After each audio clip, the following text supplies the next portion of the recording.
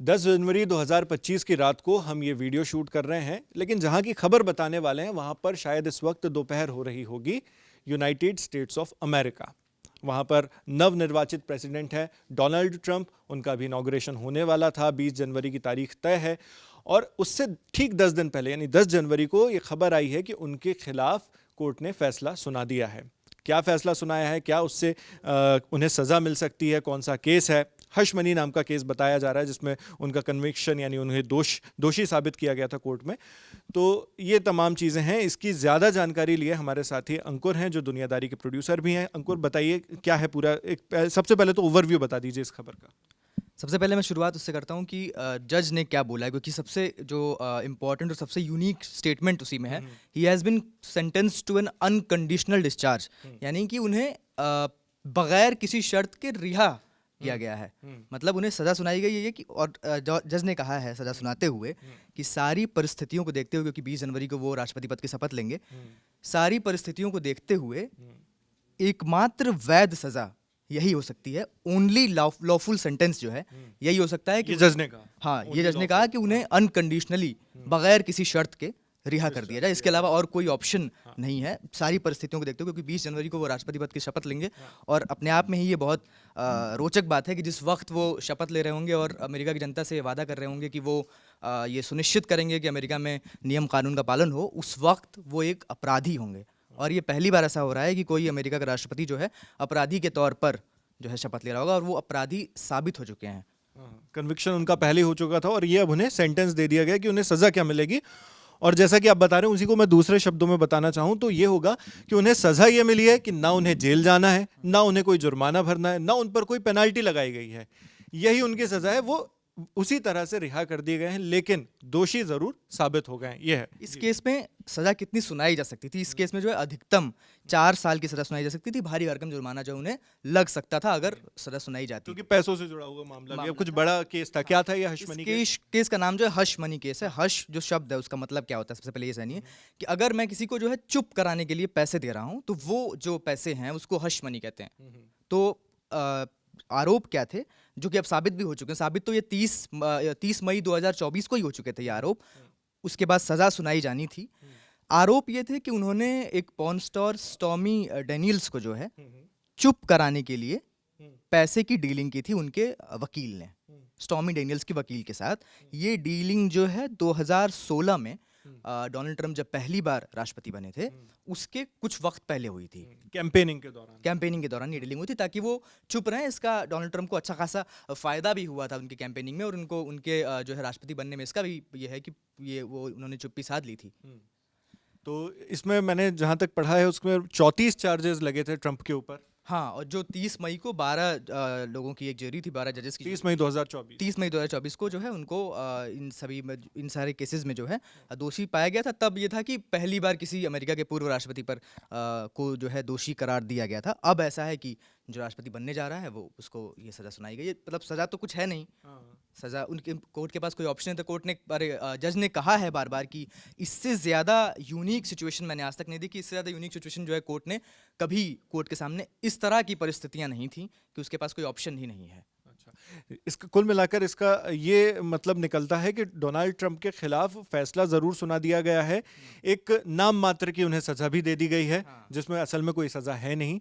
और इससे क्या उनके जो वो पदभार संभालने वाले थे 20 जनवरी को, उस पर कोई असर पड़ेगा? नहीं, कोई असर इस पर नहीं पड़ेगा। अमेरिका में किसी भी सजा याफ्ता जो या तो आप कैंपेनिंग कर रहे हैं, या फिर अगर आप मतलब राष्ट्रपति के लिए आप चुनाव में खड़े हो रहे हैं, या फिर आप राष्ट्रपति बन रहे हैं, इसमें ऐसी कोई रोक नहीं है कि आपके ऊपर क्रिमिनल केसेस हैं तो आप नहीं बन सकते। ऐसा अमेरिका के कानून में ऐसा नहीं है। हालांकि जब वो प्रेसिडेंट बन जाएंगे इसका कोई प्रैक्टिकल फ़र्क जो है उनकी प्रेसिडेंसी पर नहीं पड़ेगा। उन्होंने बार बार पहले से भी इन सारे आरोपों को खारिज करते आ रहे थे। अभी भी वो कह रहे हैं कि मैंने कुछ भी गलत नहीं किया है, मेरी कोई गलती नहीं है, मैं जो है निर्दोष हूँ और मैं इस सज़ा के खिलाफ अपील करूँगा। वो अभी भी ये कह रहे हैं। और अपील जब करेंगे तो उसके बाद आगे की कहानी मैं अभी आपको ये भी बता दूं। जानकारों का ऐसा मानना है, देखिए पहली बात ये जो फैक्ट्स हैं कि वो एक बड़ी बहुमत के साथ अमेरिका के राष्ट्रपति बने हैं। दूसरी चीज़ राष्ट्रपति तो बन गए, इसके अलावा जो अमेरिकी सेनेट है और इसके अलावा जो अमेरिका की जो सदन का अमेरिका की जो संसद है उसकी जो है ऊपरी सदन और निचली सदन दोनों में ही उनके पास उनकी पार्टी के पास बहुमत है।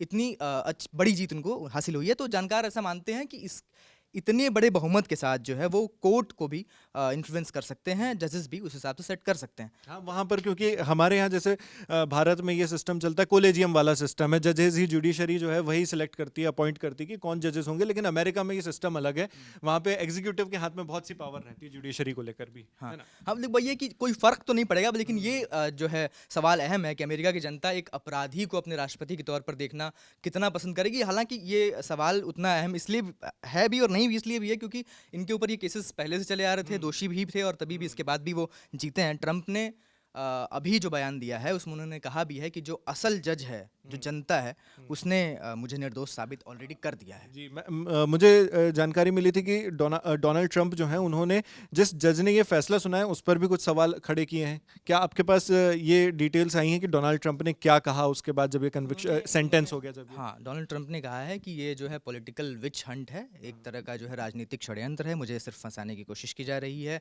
बार बार वो यही आरोप लगा रहे हैं, मैंने कुछ भी गलत नहीं किया है, ये गलत हो रहा है, मेरे I have been treated very very unfairly, बार बार वो ये चीज़ जो है वो ये भी कह रहे हैं कि ये जो फैसला सुनाया गया, जो सेंटेंस दिया गया है, वो एक काफ़ी विवादित जज के द्वारा दिया गया है और जो मेरे खिलाफ जो गवाह आए थे वो भी सही, मतलब उनके ऊपर भी कई तरह के आरोप उन्होंने लगाए हैं कि वो झूठ बोल रहे थे, झूठी गवाही दी उन्होंने, इस तरह की चीज़। और इलेक्शन में, चुनाव में इंटरफेरेंस के लिए उन्होंने ये सवाल इसमें खड़े किए, दावा किया कि इलेक्शन के इंटरफेरेंस की वजह से ये सारी चीज़ें कही गई हैं।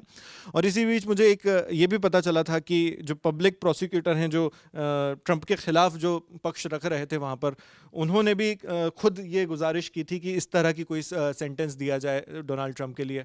हाँ, इन्होंने भी प्रोसिक्यूशन ने भी ये गुजारिश की थी कि कोई सज़ा ना दी जाए, जो है पहले से ये वो क्या कहा था। 30 मई को जब 2024 में ये 30 मई 2024 को पिछले साल इनको दोषी पाया गया था, इसके बाद से ये सज़ा जो है जुलाई 2024 में ही सुनाई जानी थी। तब ट्रंप जो है आधिकारिक तौर पर उम्मीदवार भी नहीं थे अपनी पार्टी की तरफ से। इसके बाद फिर उसे टाल दिया गया, सुप्रीम कोर्ट ने उसे टाल दिया। इसके बाद जो है सितंबर में ये होने वाला था, फिर उसे टाल दिया गया। जो वॉन मर्चेंट जो खुद अभी जो जज हैं उन्होंने उसे टाल दिया, कहा कि और भी वक्त चाहिए। इसके बाद फिर ये नवंबर के लिए तय हुआ था और फिर जो है कानूनी सारी गतिविधियों की वजह से इसे टाल के 10 जनवरी का तय किया गया, दिन तय किया गया, 10 जनवरी 2025 का दिन तय किया गया। इससे 2 दिन पहले शायद 9 या 8, मैं डेट को लेके फिक्स नहीं हूँ, 9 या 8 को डोनाल्ड ट्रंप ने आधिकारिक तौर पर सुप्रीम कोर्ट से ये रिक्वेस्ट की थी कि इसको हॉल्ट कर दिया जाए, इसे रोक दिया जाए, ये सज़ा जो है ना सुनाई जाए। वो अलग बात की सज़ा अभी कुछ सुनाई नहीं गई है, लेकिन उस वक्त उन्होंने ये रिक्वेस्ट किया था, लेकिन सुप्रीम कोर्ट ने इस रिक्वेस्ट को खारिज कर दिया था। डोनाल्ड ट्रंप कहना चाह रहे थे कि मेरा एक बार इनॉग्रेशन हो जाए, उसके बाद फिर मुझे सज़ा सुनाई जाए, वो ठीक है जो भी है, मगर उससे पहले कुछ ना आए इसमें, है ना?